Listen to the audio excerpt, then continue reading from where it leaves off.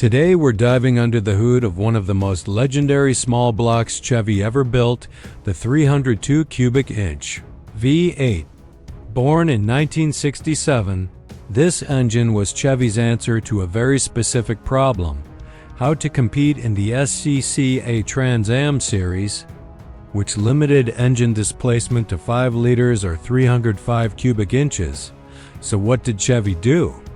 They took the 4-inch bore from the 327, paired it with the 3-inch stroke of the 283, and the result was a high-revving, short-stroke beast built for road racing.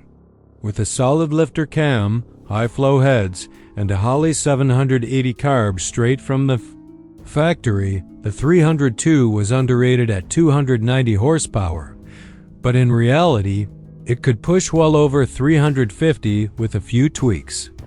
It was only offered in the Z28 Camaro from 67 to 69, and to this day, it's one of the most iconic small blocks ever to hit the streets or the track.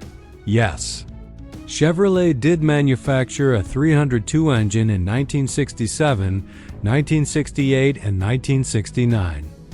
It was available exclusively in the Z28 Camaro and was developed to meet the SCCA Trans Am rule that engines could be no larger than 305 cubic inches. Just a personal opinion, but this was one of the finest small block engines Chevrolet ever produced. The engine was very over-square, meaning a larger bore and shorter stroke, 4-inch bore and 3-inch stoke. The shorter stroke, coupled with an aggressive solid lifter camshaft, allowed the engine to achieve some very respectable RPMs for the day.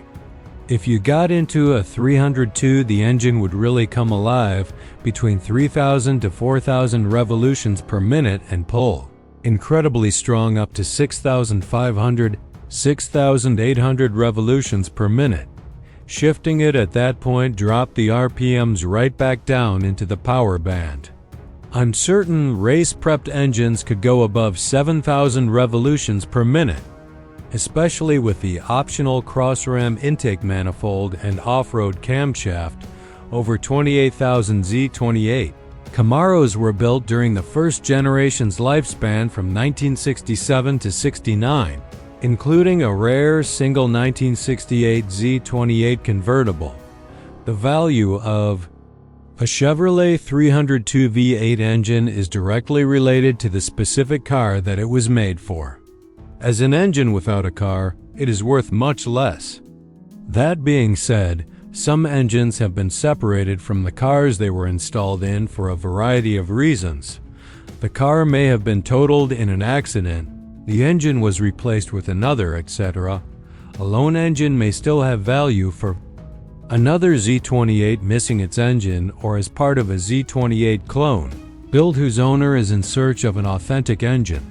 A recent search of eBay revealed a complete engine for $14,995, a rebuilt engine fresh off the dyno for $6,995, a complete, disassembled but somewhat rusted engine for $7,500, one engine block for $4,870, and another engine block for $3,360.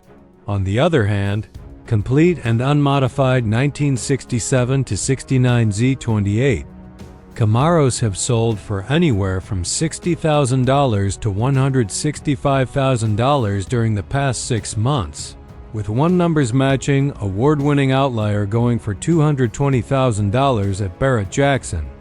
Many of these vehicles have survived, so they are plentiful on the ground. But be alert for fakes. The Chevrolet 302 engine distinguished itself in both road racing and on the drag strip.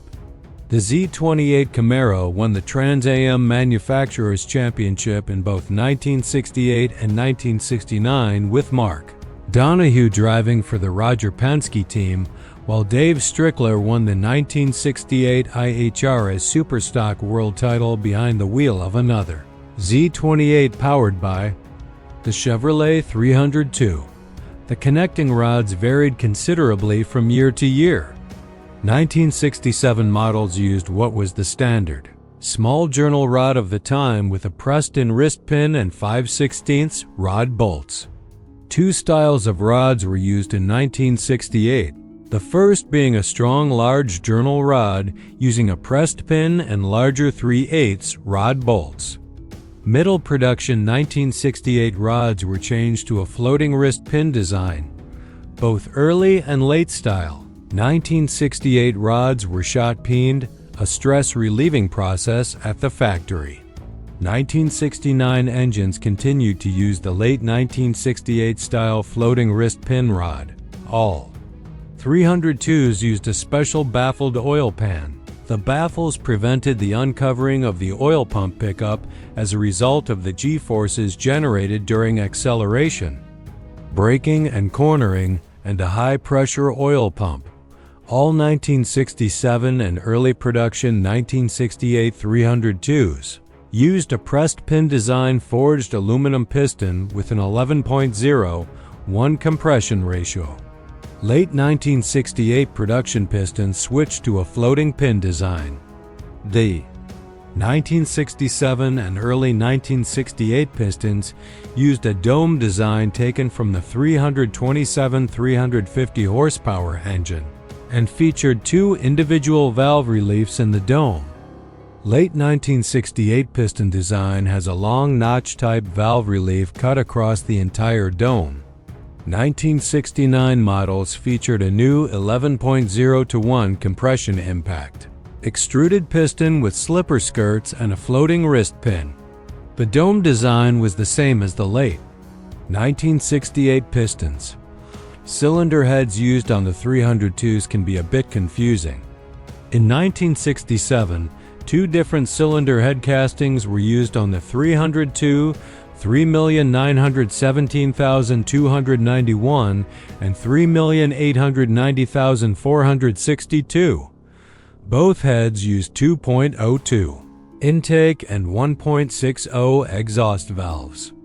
The confusion arises from the fact that the 3,890,462 casting was also produced using smaller 1.94 intake and 1.50 exhaust valves.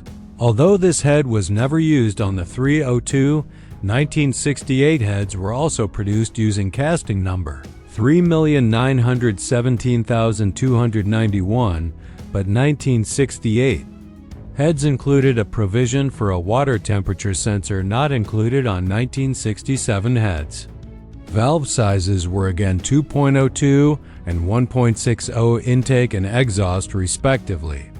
To further complicate matters, a small valve version of the 3917291 head using 1.94 and 1.50 intakes and exhausts was used on the SS 350 engines in 1968.